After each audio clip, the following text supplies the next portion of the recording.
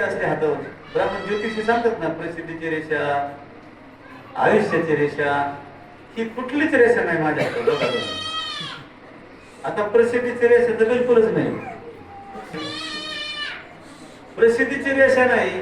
पण थेट अयोध्येवरून तारकेश्वर गडावर निमंत्रण पत्रिका येते रामललाच्या प्रांतात. प्रसिद्धीची रेषा नाही, हे गुरुकृपा आहे. पंढरपूरला 4,30,00,000चा चांदीचा दरवाजा बसवलाय, तो आपल्याच भक्तांनी बसवलाय. ते म्हटले, गडावर आले, म्हटले बाबा पंढरपूरला काय करावं. मी म्हटलं पूर्वीच्या काळात राजे रजवाडे होते, राजे त्यांच्या महालाला जसे दरवाजे असायचे,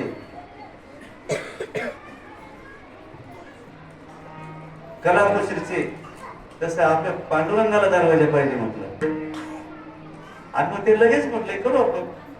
थेट आम्ही पंढरपूरला गेलो, विश्वस्त मंडळीला सांगितलं, त्या विश्वस्त मंडळींनी परवानगी दिली आणि 4,30,00,000चा पांडुरंगाच्या मंदिरात पांडुरंगाला दरवाजा बसवलाय.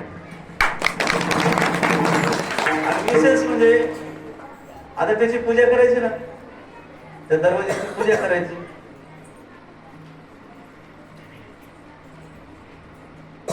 थेट पंढरपूरच्या पांडुरंगाच्या मंदिरातून तारकेश्वर गडावर फोन आला आणि म्हटले बाबा तुमच्या हाताने हे पूजन आहे, तुमच्या हाताने हे पूजन आहे. म्हणजे पांडुरंगाने आपल्याला जवळ केलं, पांडुरंगाने सुद्धा जवळ केलं, सर्व भगवंताने जवळ केलं. आणि गुरुवारी नारायण महाराजांनी अंगीकार केला. काशीमध्ये ते अयोध्येत जेव्हा राम मंदिर झालं ना,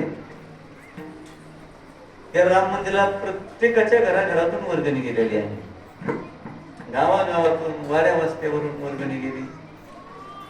श्रीमंताची, गरीबाची, प्रत्येकाची वर्गणी आहे. आपल्या गडावर सुद्धा वर्गणी मागायला आले बरं का. विश्व हिंदू परिषदेचे माणसं म्हणले बाबा राम मंदिराला पैसे द्या, वर्गणी काही देणगी. आणि त्यावेळेस नेमकं गडावर ते 3 मजली बिल्डिंगचं काम चालू होतं. या मंडळीला मी म्हटलं तुम्हाला वर्गणी देतो मी, पण किती देऊ. ते म्हणले तुमची मर्जी. आता मी तर आधीच तर भोळा माणूस, मला काही समजत नाही. आणि किती देऊ म्हणलं, ते म्हणले तुमच्या मनावर. म्हणजे मग आणखीन माझ्या अडचणीत भर झाली.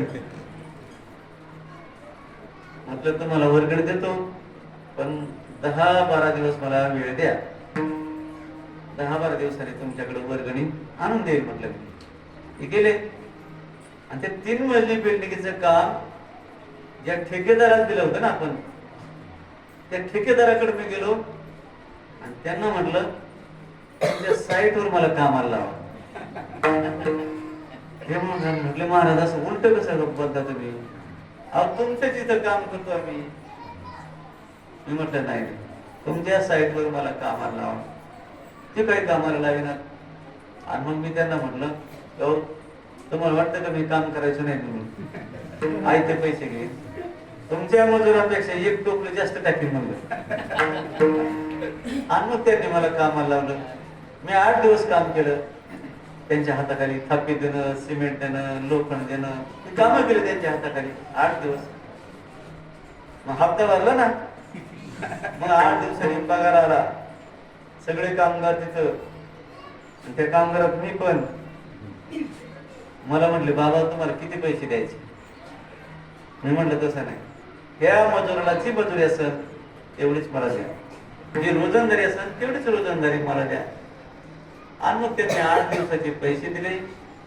आणि त्या 8 दिवसाच्या पैशात दुसरे पैसे काही टाकले आणि ते राम मंदिराला दिले बांधायला.